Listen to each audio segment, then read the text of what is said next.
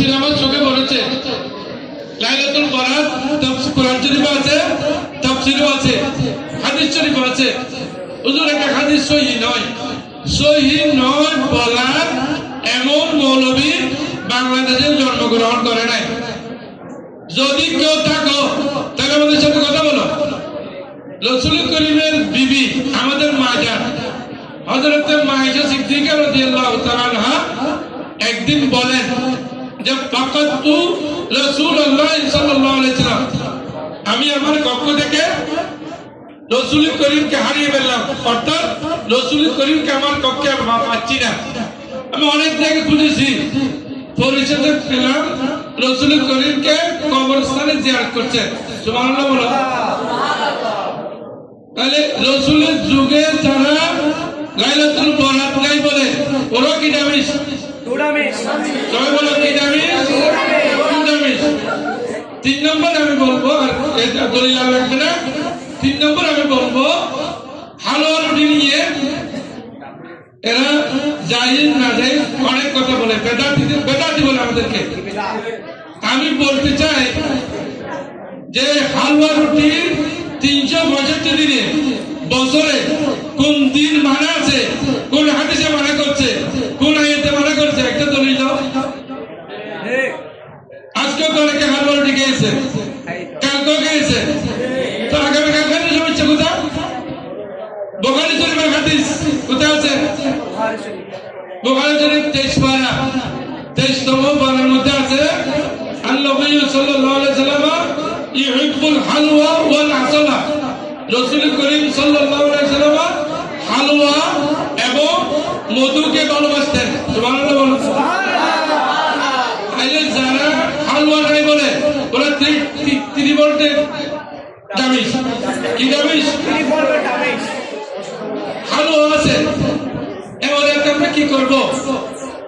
বেশি দূরে জিয়ারত করতে, এখন জিয়ারতকে অনেকে বলে কবরস্থানে গিয়ে কোরআন শরীফ পড়া, এটাও ভালো নয়। আমি টু ডামিসদেরকে উদ্দেশ্য করে বলি, ফতোয়ায়ে স্বামী যেটাকে বলে ফতোয়ায়ে স্বামী, এই ফতোয়ায়ে স্বামীকে সব মৌলবী, সর্বস্তরের মৌলবী মানে। ওই ফতোয়ায়ে স্বামী খুলে দেখো, সেখানে আছে আপনি কবরস্থানে যাওয়ার পরে প্রথমে সালাম দিবেন, সালাম দেওয়ার পরে সূরা ফাতিহা পড়বেন, সূরা ইখলাস পড়বেন, সূরা তাকাসুর পড়বেন। কোথায়? কবরস্থানে। কোথায়? কবরস্থানে। আর রাসূল করিম লাইলাতুল বরাতে এই রজনীতে কবরস্থানে গিয়ে রাসূল করিম জিয়ারত করেছেন। এগুলো সহিহ হাদিস, এই হাদিস অস্বীকার করার কিছু নাই। যারা এখানে অনেক কথাবার্তা আছে, নামাজের টাইম হয়ে গেছে, অনেক কথাবার্তা আছে, সব বলার না জায়েজ বলার যারা আছে ওই দলরা কোন কোরআন শরীফও বুঝে না, হাদিস শরীফও বুঝে না, তাফসীরের রিডিংও করতে পারে না। আমি বলবো আপনারা সবরাত করেন। যদি আপনার আচ্ছা একটা কথা বলি, আমি মসজিদে তালা মারি দেন, আমাদের মহাজের সাহেব বলতেন, বাংলা মহাজের সাহেব ওরা সবরাত করে না, শুধু সেটাই নয়, এছাড়া নামাজের পরে মসজিদে তালা রাখে দেন। আচ্ছা 365 দিনে কোন দিনে ইবাদত করা নিষেধ আমাকে একটু বলো। করছে 365 দিন প্রত্যেক দিন নামাজ আছে না? জি আছে। কত নামাজ নাই? আছে। 365 দিনে বলছেন ফাতাহাজ্জাত বিহি নাফিলাতাল্লাহ, হে রাসূল আপনি তাহাজ্জুদের নামাজ পড়বেন। তাহাজ্জুদের নামাজ নাই? আছে। নেই? আছে। তো 365 দিনে তাহাজ্জুদের নামাজ আছে। আবার আল্লাহ রাসূল বলেছেন, লম্বা হাদিসে আমি টুকরে বলতেছি, লা ইয়াজালু ইয়াতাকাররাবু আবদি বিন নাওয়াফিল হাত্তা হাবাবতু। রাসূল করিম বলেছেন, নফল নামাজ যত বেশি পড়বে, নফল ইবাদত যত বেশি করবে, তত ওরা আমার নিকটবর্তী হবে। আল্লাহর কথা এটা হাদিসে কুদসি বলে। অর্থাৎ বলবো আল্লাহ